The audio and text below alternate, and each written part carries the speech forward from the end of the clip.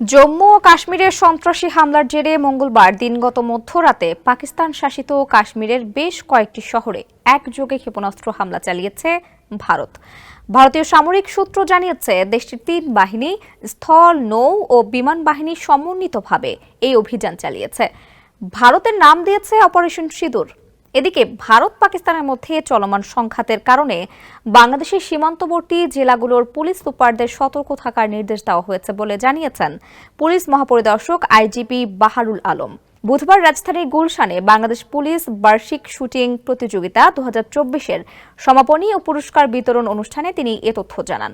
IGP বলেন, ভারত পাকিস্তান যুদ্ধকে কেন্দ্র করে বাংলাদেশের নিরাপত্তা যেন বিঘ্নিত না হয়, কোনো জঙ্গি বা সন্ত্রাসী যেন আমাদের দেশে প্রবেশ করতে না পারে, সেজন্য পুলিশ সুপারদের সতর্ক করা হয়েছে।